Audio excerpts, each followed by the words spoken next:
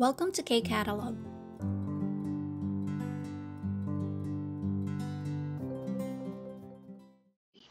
KIP Level 4, Unit 1, Textbook page 17. First malhagi or speaking part natin to for Level 4. So yung number 1, sabi, Guchon shiga 옛날 학교 친구와 이야기합니다. So si Guchon daw ay nakikipag-usap sa dati niyang kaklase. So hakyo 친구, no? Kasabay niyang pumasok sa klase sa school. So we can think of it as classmate. So dito, tingnan natin yung kanilang conversation. Sabi ni Guchon, 혹시 다니엘 씨 아니에요? 저 1단계 수업 같이 들은 구촌이에요. 이게 얼마만이에요? Okay, so dito parang sabi niya, excuse me, ikaw pa si Daniel? Tapos nagpakilala siya, no? Ako si Guchon.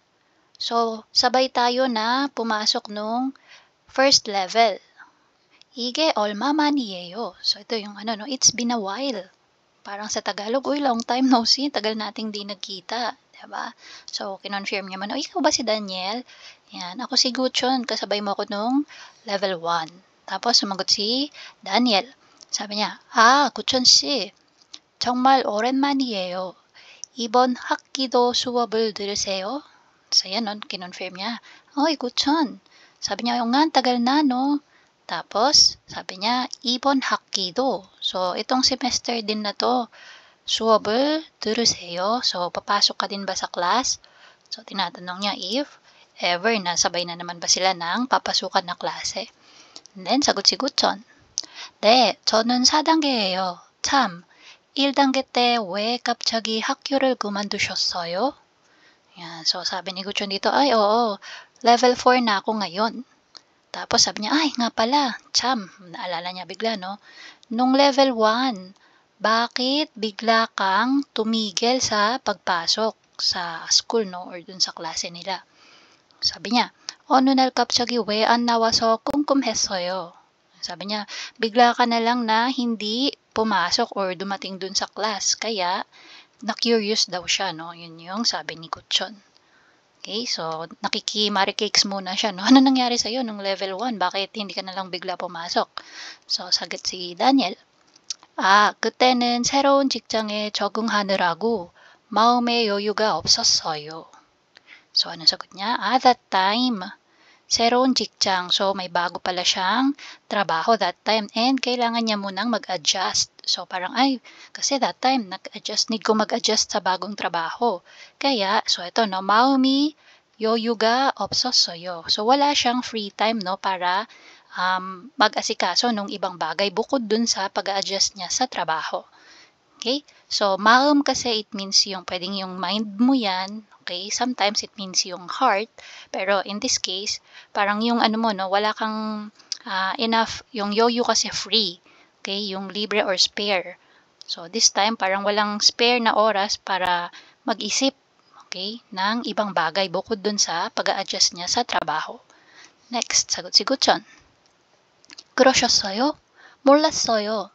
요즘 어떻게 지냈어요? Yan. So, may pagka-marikix tong si Maring Guchon, no? Sabi niya, ay, ganun ba? Hindi ko alam. Malamang, di mo alam ngayon, alam mo na.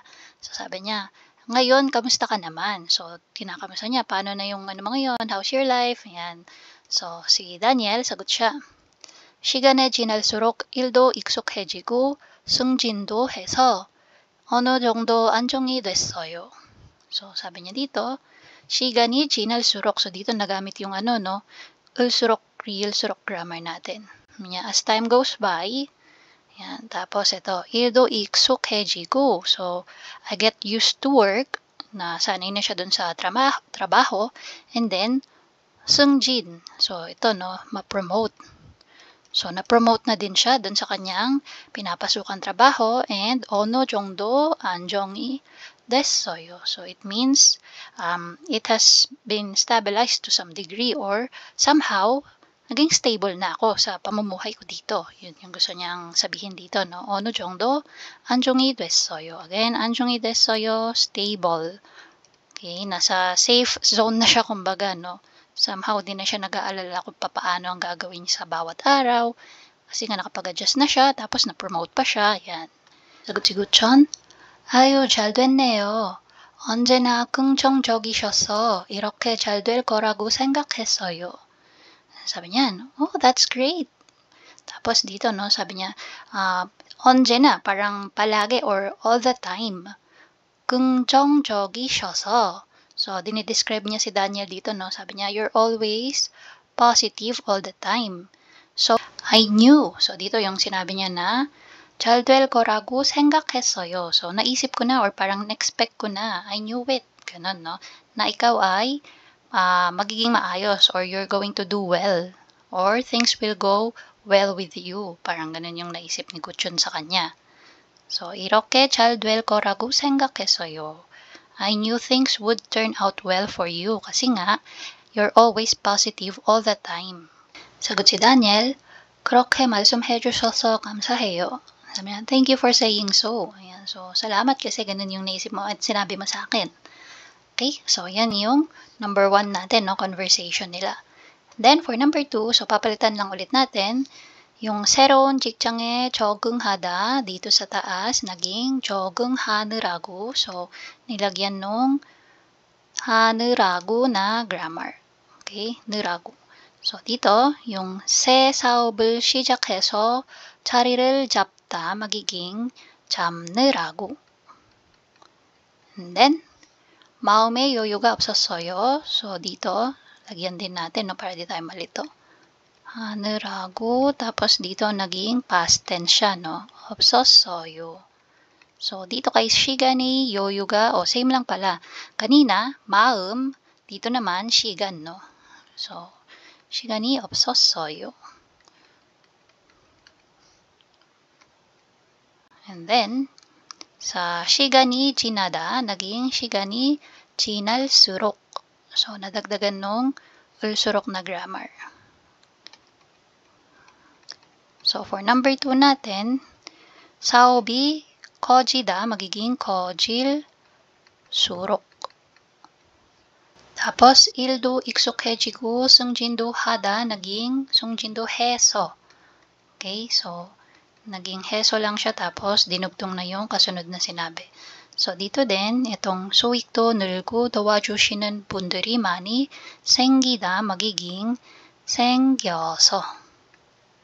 Okay, so try natin, no?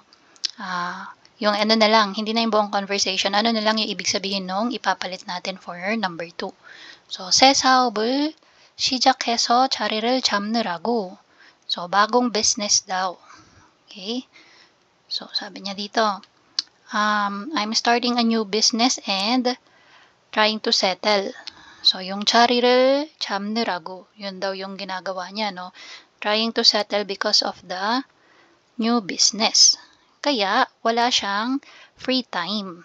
Okay, yun yung naging reason niya this time. Kaya siya biglang hindi nakapasok na ng level 1. Based dun sa flow ng conversation kanina, no? Tapos, ito, yung 사업이 커질수록. Yan, so, ibig sabihin, the more na lumalago yung, or lumalaki yung business, yan, 수익도 늘고, 수익 means yung income or yung, ano mo, no? Kita mo. Okay? So, yung income ay tumataas din, 늘다 to increase, and 도와주시는 분들도 or 분들이. So, yung mga tumutulong din daw na mga tao ay dumami din, no? 많이 생겼어요. Number 2, 한국 생활 적응 초기와 현재 생활에 대해 대화해 보세요. So, pag-usapan daw yung about sa buhay mo nung ikaw ay nag-a-adjust pa, no? Nung mga early days mo sa Korea at saka yung ngayon. Okay, tapos sabi, 그리고 여러분이 경험도 이야기해 보세요. Tapos, kung meron kang gustong i-share pa na experience mo, pwede mo ding i-share. So, tingnan natin yung nakalagay dito. 한국 생활 적응 초기. Again, 초기, no, yung early days or yung nung bago ka pa lang dito sa Korea. And then, 현재, this time, present time. Okay, so sabi, 모르는 것이 너무 많아서 불안했다. So, 불안했다, parang yung ano ka, no, anxious ka. Bakit? Kasi marami kang bagay na hindi alam. Okay, yun yung nung bago ka pa lang. Ngayon, 새로운 것을 즐기게 되었다. So, you're enjoying na yung mga bagong bagay na yan, no? Okay, so paano kaya natin malalagay sa isang sentence tong dalawang to? So we can say, 모르는 것이 너무 많아서 불안했다. Tapos magiging ano na lang siya. Hindi ko na isusulat lahat, no? Color code na lang ulit. So dito, 모르는 것이 너무 많아서. And then pagdating kay 불안했다, we can do this. 불안했는데. Okay? So sinunde, no? You're giving background dun sa story na gusto mong ikwento. So, 불안했는데, tapos ano yung kailangan mong gawin? Kailangan mong adjust. Okay? So, sa pag-adjust mo, natutunan mo nang ma-enjoy yung mga bagong bagay na yon. So, pwede natin gamitin dito yung grammar na ulsurok. Okay? As time goes by. Okay? So, 시간이 지나다. So, 지나다 magiging 지날수록. Tapos, add na natin si 새로운 것을 즐기게 and then 되었다. We can just say 되었어요.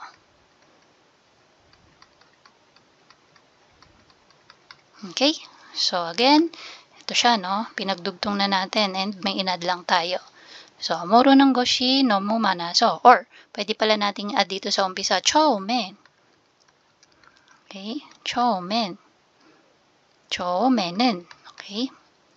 tapos ayan na. 모르는 것이 너무 많아서 불안했는데. tapos dito you can hindi pala, wala na palang ipapasok dyan. 시간이 지날수록. Ayan. tapos dugtong mo si 새로운 것을 즐기게 and then 되었어요. Ano ibig sabihin nun? Nung una, marami akong bagay na hindi alam kaya anxious ako, pero as time goes by, yung mga bagong bagay na yon ay natutunan ko nang i-enjoy. Okay, so next one, sa baba naman, 큰 꿈이 있었다. So, meron akong malaking dream. I have big dreams. And then, 현재 꿈과 현실 사이에 큰 차이가 있다는 것을 알게 되었다.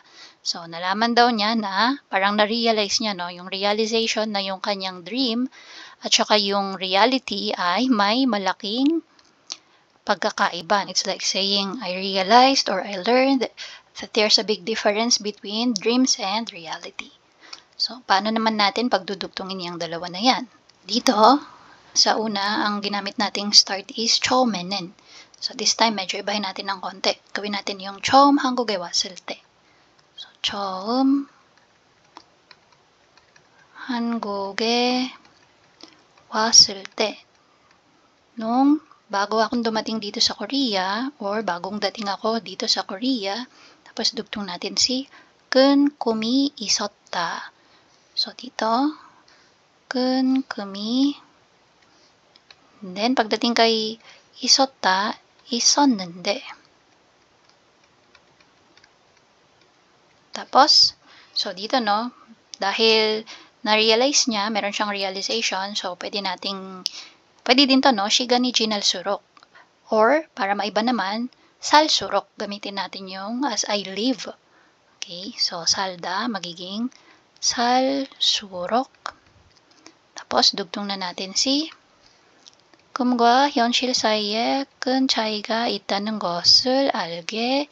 Then, pagdating kay 되었다, 되었어요.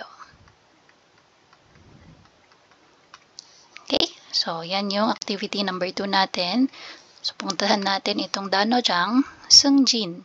Ngayon, ibig sabihin yan is yung ma-promote ka, no? So, promotion sa trabaho. Tapos, 긍정적인 or 긍정적이다, pagiging positive. Okay? Yung positivity or pagiging positive sa pananaw sa buhay, sa mga gagawin. Yan. Next, saop, business. 수익, yung income mo or revenue, yung kita, no? Next, 즐기다, to enjoy. Okay? Or to take pleasure sa mga bagay. So, that's for malhagi part ng level 4 unit 1 natin. And that's it. If you find this video helpful, please hit the like, share, and subscribe button. So I still hope to see you in the upcoming videos, and again, thanks for watching.